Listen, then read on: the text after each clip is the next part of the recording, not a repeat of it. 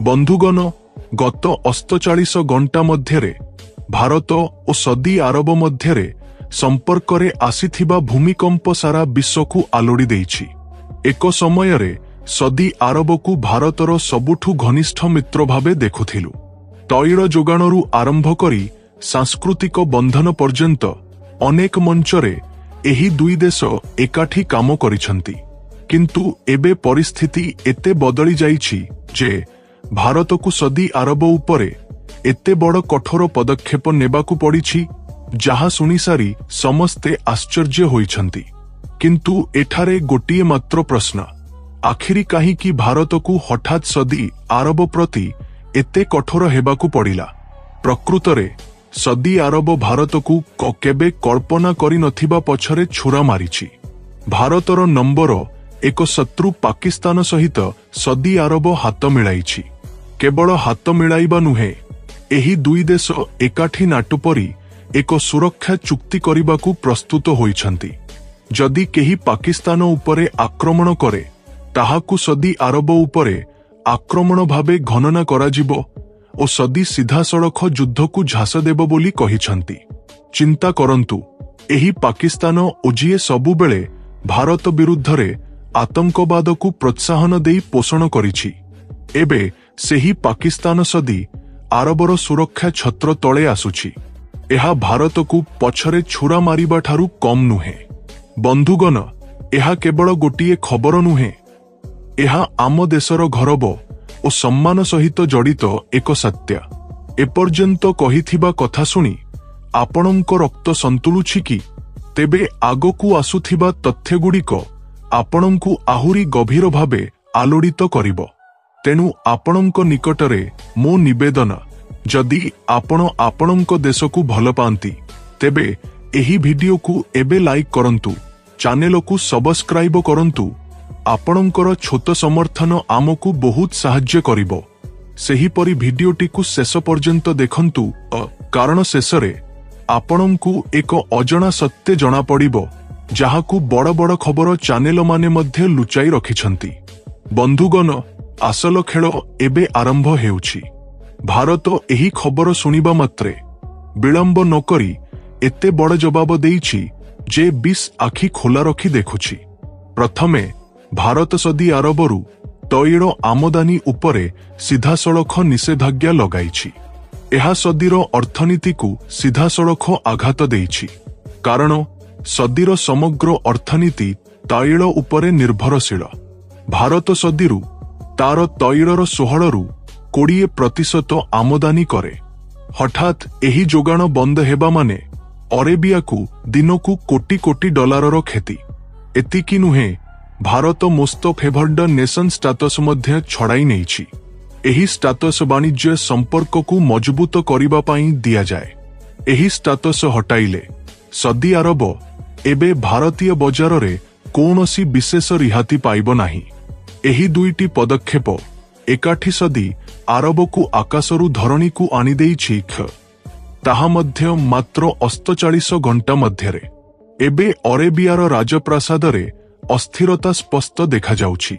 Prince Mohammad बिन सलमान तुरंत भारत सहित बैठक डाकुथिबा घोषणा करिछंती, कारण भारत एही आर्थिक आघात को जारी रखिले सदीर मेरुदंड भांगी जीव बोली से जानती। भारतर एही पदक्षेपर प्रभाव केवल अरेबिया पर्यंत सीमित नाही, ओपेक देशगुड़िक उपरे मध्य सीधासळख पड़िछि। ओपेक अर्थात तैल उत्पादक देशमानंकर गोष्ठी, जेउठारे सदी अरब एक बड़ खेलाड़ी। किंतु एबे भारतर चाप, रूसिया और इस्राएलर समर्थन सहित एही चर्चा जोरदार होइछि। सदी अरब को ओपेकरू बाहर कराजिबा उचित। जदि एहा हुए, तेबे अरेबियार अवस्था भेनेजुएला परि हेबो। एक समयरे तैल द्वारा धनी थिबा देश ओपेकरू बाहरिबा परे दारिद्र्ୟରେ पड़ीगला। एही भय एबे सदीर मुंड उपरे घुरुछि। अन्य पक्षरे भारत आउ एक कूटनीतिक मास्टर स्ट्रोक खेलिछि। जदि सदी भारत ठारू दूरेई जाए, तेबे भारत संयुक्त अरब एमिरेट्स यूएई को आलिंगन करिछि। केवल आलिंगन नुहे, यूएई सहित ଏଯାଏର ସବୁଠୁ ବଡ଼ ଅନ୍ତର ନିବେଶ ଚୁକ୍ତି ଚୂଡ଼ାନ୍ତ କରିଛି। ଏହି ଚୁକ୍ତି ଅରେବିଆର ଆଖିରେ କଣ୍ଟା ପରି ବାଜିଛି, କାରଣ ଖାଡ଼ିରେ ସଦି ଓ ୟୁଏଇ ଦୁହେଁ ପୁରୁଣା ପ୍ରତିଦ୍ୱନ୍ଦ୍ୱୀ। ଏବେ ଭାରତ ୟୁଏଇକୁ ବଡ଼ ସୁଯୋଗ ଦେଇ ସଦି ଆରବକୁ 2 ଗୁଣ ଆଘାତ ଦେଇଛି। ଗୋଟିଏ ପଟେ ତୈଳ ଉପରେ ନିଷେଧାଜ୍ଞା, ଅନ୍ୟପଟେ ସବୁଠୁ ବଡ଼ ଚୁକ୍ତି ଛଡ଼ାଇବା ଓ ଏହା ଶତ୍ରୁକୁ ଆର୍ଥିକ ଯୁଦ୍ଧରେ ନଷ୍ଟ କରିବା ପରି। କିନ୍ତୁ ଆସଲ ଖେଳ ଏବେ ବାକି ଅଛି। ସଦି ଆରବ ପାକିସ୍ତାନ ସହିତ ହାତ ମିଳାଇବା ପଛରେ ଉଦ୍ଦେଶ୍ୟ କେବଳ ମିତ୍ରତା ନୁହେଁ। ପ୍ରକୃତରେ ସଦି ଆରବ ପାକିସ୍ତାନରୁ ପରମାଣୁ ଅସ୍ତ୍ର ପର୍ଯ୍ୟନ୍ତ ପହଞ୍ଚିବାକୁ ଚାହୁଁଛି। ପାକିସ୍ତାନ ଏକ ପରମାଣୁ ସମ୍ପନ୍ନ ଦେଶ, ସଦିରେ ଏପରି ଶକ୍ତି ନାହିଁ।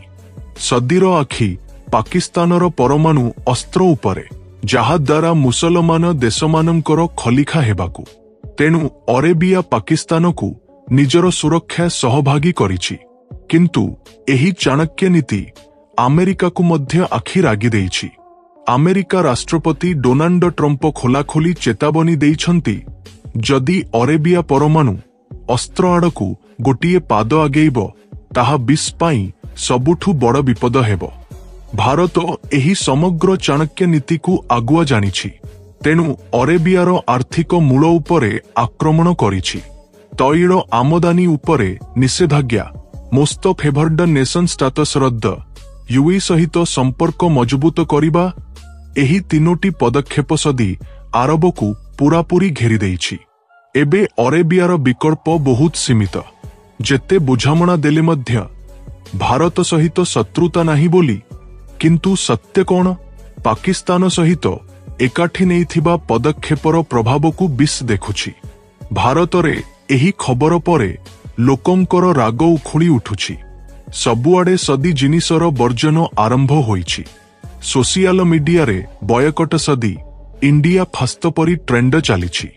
ଏହି ରାଗ କେବଳ ଭାବୁକତା ନୁହେଁ, ଏହା ଏକ ଶକ୍ତିଶାଳୀ ସନ୍ଦେଶ। ଭାରତୀୟ ଜନତା ନିଜର ଶତ୍ରୁକୁ କେବେ କ୍ଷମା କରନ୍ତି ନାହିଁ।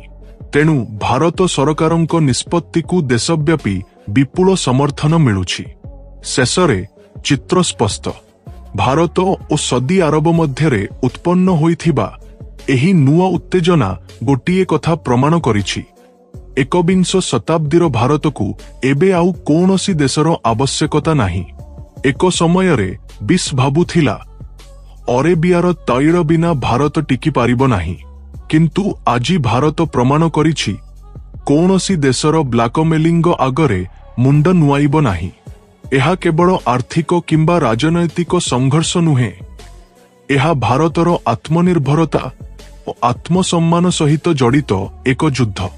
ସଦି ଆରବ ପାକିସ୍ତାନ ପରି ବିଫଳ ଦେଶ ସହିତ ଠିଆ ହୋଇ ଭାରତ ସହିତ ବିଶ୍ୱାସଘାତକତା କରିଛି। ପରମାଣୁ ଅସ୍ତ୍ରର ସହାୟତାରେ ବିଶ୍ୱକୁ ଭୟ ଦେଖାଇବାକୁ ଚାହିଁଛି। କିନ୍ତୁ ଭାରତର ପ୍ରତିରୋଧରେ ନିଆଯାଇଥିବା ଶକ୍ତିଶାଳୀ ପଦକ୍ଷେପ ସଦିର ଚାଣକ୍ୟ ନୀତିକୁ ଭସ୍ମ କରିଦେଇଛି। ତୈଳ ଉପରେ ନିଷେଧାଜ୍ଞା, ମୋଷ୍ଟ ଫେଭର୍ଡ ନେସନ ଷ୍ଟାଟସ ରଦ୍ଦ, ୟୁଏଇକୁ ନିଜ ପକ୍ଷକୁ ଟାଣିବା, ଏହା କେବଳ କୂଟନୀତି ନୁହେଁ, ରଣନୀତିକ ମାଷ୍ଟର ଷ୍ଟ୍ରୋକ। ଏହି ଘଟଣା ବିଶ୍ୱକୁ ଏକ ସନ୍ଦେଶ ଦେଉଛି, ଭାରତ ଏବେ ନୂଆ ଭାରତ। ଏହା ନୀରବରେ ସହିଥିବା ଦେଶ ନୁହେଁ, ଆଘାତକୁ 2 ଗୁଣ ଶକ୍ତି ସହିତ ଜବାବ ଦେଉଥିବା ଦେଶ। ପାକିସ୍ତାନ ଓ ସଦିର ମିତ୍ରତା ଯେତେ ଗଭୀର ହେଉନା କାହିଁକି, ଭାରତର କୂଟନୀତିକ ଚାଣକ୍ୟ ନୀତି ଉଭୟଙ୍କ ପାଇଁ ବିନାଶକାରୀ ହେବ। ଆଜିର ପରିସ୍ଥିତି ଏପରି, ସଦି ଆରବ ଆଗରେ କେବଳ 2ଟି ରାସ୍ତା ଅଛି। ନଚେତ୍ ପାକିସ୍ତାନର ଜିଦ୍ ଛାଡ଼ି ଭାରତ ସହିତ ସମ୍ପର୍କ ସୁଧାରିବାକୁ ହେବ, ନଚେତ୍ ଅନ୍ତର୍ଜାତୀୟ ମଞ୍ଚରେ ଆହୁରି ଏକାକୀ ହେବାକୁ ହେବ। ପାକିସ୍ତାନ ଏବେ ହିଁ ଦାରିଦ୍ର୍ୟରେ ବୁଡ଼ି ରହିଛି। ଯଦି ଅରେବିଆ ମଧ୍ୟ ତା ସହିତ ଠିଆ ହୁଏ, ତେବେ ଆଗାମୀ ଦିନରେ ଏହି 2 ଦେଶ ଆର୍ଥିକ ବିପର୍ଯ୍ୟୟ ଓ ରାଜନୈତିକ ଅସ୍ଥିରତା ଆଡ଼କୁ ଯିବେ। ଭାରତ ଏହି ରଣନୀତିରୁ ଏକ ବଡ଼ ଶିକ୍ଷା ପାଇଛି। ବିଶ୍ୱରେ ନିଜ ଉପରେ ଆତ୍ମବିଶ୍ୱାସ ସହିତ ସଠିକ୍ ସମୟରେ ସଠିକ୍ ନିଷ୍ପତ୍ତି ନେଉଥିବା ଦେଶ ହିଁ ଟିକି ରହିବ। ଏହା କେବଳ ସଦି ଆରବ କିମ୍ବା ପାକିସ୍ତାନ ପାଇଁ ଚେତାବନୀ ନୁହେଁ, ଭାରତର ସାର୍ବଭୌମତ୍ୱକୁ ଚ୍ୟାଲେଞ୍ଜ କରୁଥିବା ସମସ୍ତ ଶକ୍ତି ପାଇଁ। ବନ୍ଧୁଗଣ, ଇତିହାସ ସାକ୍ଷୀ, ଭାରତ ସବୁବେଳେ ଶାନ୍ତି ଓ ସହଯୋଗର ପଥ ବାଛିଛି। କିନ୍ତୁ ଯଦି କେହି ତାର ସୀମା କିମ୍ବା ଆତ୍ମସମ୍ମାନକୁ ଆଘାତ କରେ, ଭାରତ କଠୋର ଜବାବ ଦେଇଛି। ଏହି ଘଟଣା ମଧ୍ୟ ସେହି ପରମ୍ପରାର ପରବର୍ତ୍ତୀ କଡ଼ି। ଭାରତ ଦେଖାଇ ଦେଇଛି, ଏହା ଏବେ ବିଶ୍ୱ ଶକ୍ତି ହେବାର ପଥରେ ଏତେ ଦୂର ଆସିସାରିଛି, କୌଣସି ଦେଶର ଚାଣକ୍ୟ ନୀତି ଏହାକୁ ଅଟକାଇ ପାରିବ ନାହିଁ।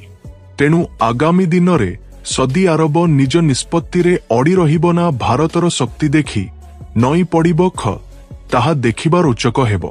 କିନ୍ତୁ ଗୋଟିଏ କଥା ନିଶ୍ଚିତ, ଏହି ସମଗ୍ର ଘଟଣାରୁ ବିଶ୍ୱକୁ ଏକ ସ୍ପଷ୍ଟ ସନ୍ଦେଶ ମିଳିଛି, ଭାରତ ସହିତ ଟକ୍କର ଦେବା ଏତେ ସହଜ ନୁହେଁ। ଏହା ହେଉଛି ନୂଆ ଭାରତ ମିତ୍ରତା ରକ୍ଷା କରିବା ଜାଣିଛି, କିନ୍ତୁ ବିଶ୍ୱାସଘାତକତାର ପ୍ରତିଶୋଧ ନେବା ମଧ୍ୟ ଜାଣିଛି। ତେଣୁ ବନ୍ଧୁଗଣ, ଏହି ଭିଡିଓ ଆପଣଙ୍କୁ କେମିତି ଲାଗିଲା?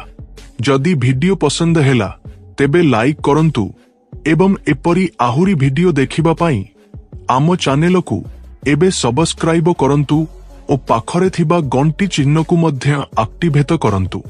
ଏହା ଦ୍ୱାରା ଆମର ଭିଡିଓ ଗୁଡ଼ିକ ମିସ୍ ନହୋଇ ଆପଣ ପ୍ରଥମେ ଦେଖିପାରିବେ।